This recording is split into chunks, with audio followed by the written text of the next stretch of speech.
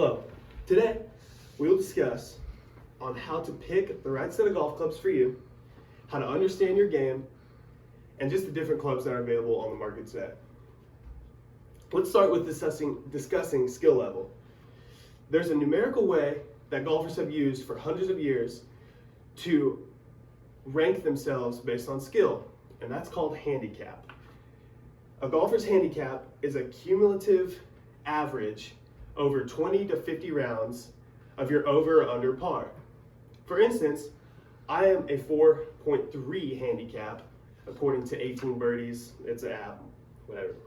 Most golf courses will have each hole ranked hardest to least hard, 1 being the hardest, 18 being the least hard. Meaning on a golf course, me being a 4.3 handicap, on the 4 hardest holes, I will gain a stroke back. For instance, let's say 18 is the 18th hardest hole, and I make a bogey on it, which means I'm 1 stroke over. I would get that stroke back and end up making a par. I know people who are plus 10 handicaps, 10 handicaps and then plus 2 handicaps, meaning the plus in front would mean they start 2 strokes over. So understanding your handicap, there's lots of apps that you can get where you can track your scores and it'll do it for you. There's equations for it, but they're pretty complex. Next, let's go over knowing strengths and weaknesses on a golf course. Understanding your ability to maybe not hit the face in the middle every time, or you hit the ball fat or you hit it thin a lot. Understanding that is a critical part in club selection. So playing around the golf and keeping track of all of that, missed greens, each shot, what each shot looks like if you're a power slicer or you hit the ball straight. Keeping track of that will be a great almost source to understanding what clubs you need to pick. So now that you understand that knowing your golf game is a critical part of picking clubs, let's go over some of the types of clubs. There are 4 primary types of golf clubs found in a golf bag. There are your woods/hybrids, which are these. There are your irons, wedges, and your putter. The woods and hybrids are generally the club you take off the tee box. It's the first club that you hit on each hole. Some golf holes require to hit a wood and then another one, depending on the yardage.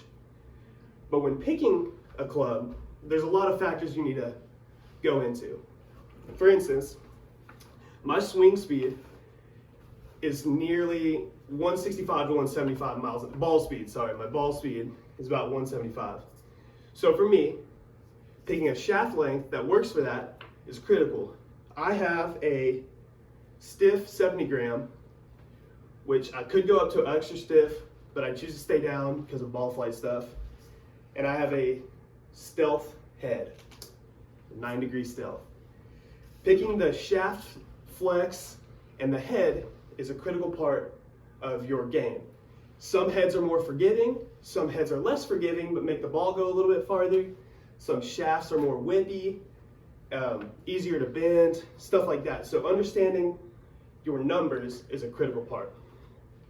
Next, there's the irons. There's a million kinds of irons out there. The 2 primary types that people kind of steer towards are either bladed irons for more of a low handicap player who is almost guaranteed to hit the right shot every time. And then there's cavity back irons who are for the mid to high range handicaps. Personally, I have a more bladed iron. They're Mizuno, whatever. The more bladed iron you have, the more you can work the ball around the golf course. The more forgiving iron, the more cavity back iron is easier to hit, and it generally leads to better shots, but they're a little harder to draw or fade. Next, let's go over wedges. Wedges, there's every brand of golf, every golf manufacturer has their own wedges. It's all preference. There's different degrees. There's 2 main groups of degrees. There's 52, 56, and 60. and then 50, 54, and 58. I personally use that second group. It has a little lower ball launch, but it's, again, all up to preference. Now for putters, it's generally the same idea. There's two groups. There's a bladed putter and a mallet putter. I have been using a mallet putter the past few months, and it's really worked out for me. There's different types of grips you can get for your putter. There's the traditional grip, which looks more like this, which is a thinner grip, more for, generally speaking, higher handicap players have them. And then there's more of a thicker grip, like this, for lower handicaps. Now that you understand what clubs are generally in a golf bag, let's go over how to, like a surefire way to know what clubs are good for you.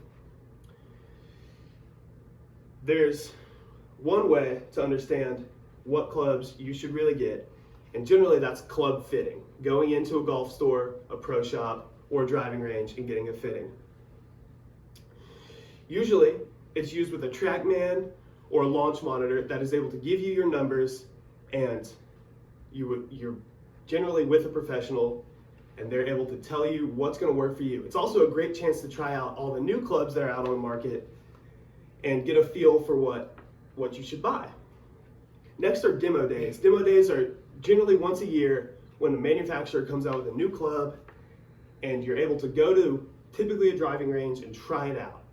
It's a great way to see what's on the market and just kind of what you like. If you're hitting a club good, buy it.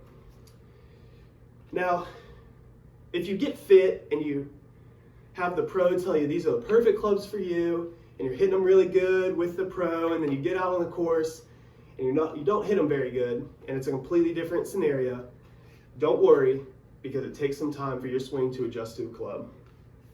I'll close with this.